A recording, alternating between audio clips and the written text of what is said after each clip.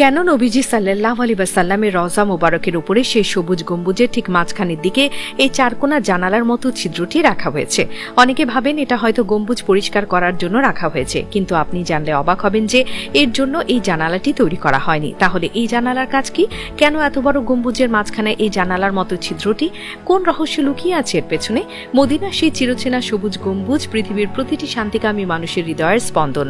আপনি যদি কখনো মদিনায় গিয়ে থাকেন কিংবা স্থির চিত্র বা ভিডিওতে মসজিদে নববীর এই গম্বুজটি দেখে থাকেন, তবে হয়তো আপনি একটি বিষয় আপনার চোখে পড়েছে। গম্বুজের ঠিক মাঝখানের দিকে অদ্ভুত একটি চারকোনা ছিদ্র বা জানালার মতো অংশ রয়েছে। এই ছোট্ট জানালার পেছনে লুকিয়ে আছে আজ থেকে 1400 বছর আগের এক বিস্ময়কর আর অলৌকিক ইতিহাস।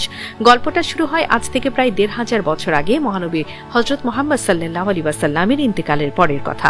মদিনার তপ্ত মরুভূমিতে তখন নেমে এসেছে ভয়ঙ্কর এক অভিশাপ বা দুর্ভিক্ষ।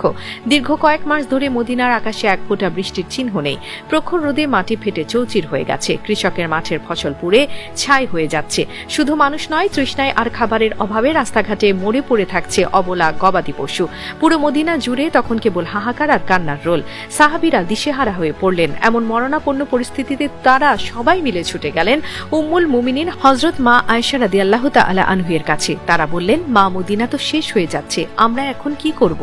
হযরত আয়েশা রাদিয়াল্লাহু তাআলা আনহু তখন এক অভাবনীয় পরামর্শ দিলেন।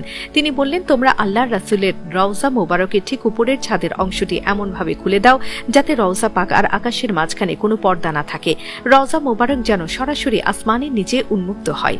মদিনার মানুষ এক মুহূর্ত দেরি না করে রাসূলুল্লাহ সাল্লাল্লাহু আলাইহি ওয়াসাল্লামের রওজার উপরের ছাদের একটি অংশ সরিয়ে দিলেন। এরপর যা ঘটল তা কোনো অলৌকিক সিনেমার চেয়েও রোমাঞ্চকর। বর্ণনা মতে রওজা মোবারক যখনই আকাশের নিচে সরাসরি উন্মুক্ত হলো, মুহূর্তের মধ্যে খা খা রোদে পোড়া মদিনার আকাশে কালো মেঘের ঘন ঘটা শুরু হলো। গগন বিদারী মেঘের গর্জন শেষে শুরু হলো মুষলধারে বৃষ্টি। সে বৃষ্টি যেন থামতেই চাইছিল না। মদিনার মরা মাটি প্রাণ ফিরে পেল। শুকিয়ে যাওয়া কুয়োগুলো পানিতে ভরে উঠল। ইসলামের ইতিহাসে সেই বছরটি আমুল ফাতাক বা প্রাচুর্যের বছর নামে অমর হয়ে রইল। পরবর্তীতে যুগ বদলেছে। উমাইয়া, আব্বাসীয় থেকে উসমানীয় খেলাফত, বিভিন্ন সময়ে মসজিদে নববী সম্প্রসারণ করা হয়েছে।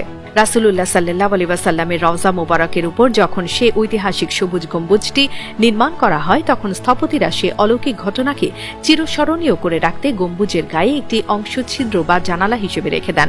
তারা চেয়েছিলেন যদি কখনো আবারও তেমন বিপদ আসে, তবে যেন সরাসরি আকাশের রহমত রওজা মোবারক স্পর্শ করতে পারে। আজকের দিনে সবুজ গম্বুজে সেই চিরচেনা ছোট্ট জানালাটি মদিনার ইতিহাসে নীরব এক সাক্ষী হয়ে দাঁড়িয়ে আছে। যদিও এই ঘটনার ঐতিহাসিক সূত্র নিয়ে গবেষকদের মধ্যে নানা মত রয়েছে, কিন্তু সাধারণ মুমিনদের কাছে এটি নিছক স্থাপত্য নয়, বরং নবীজি সাল্লাল্লাহু আলাইহি ওয়াসাল্লামের প্রতি অগাধ ভালোবাসা আর বিশ্বাসের এক জীবন্ত প্রতীক।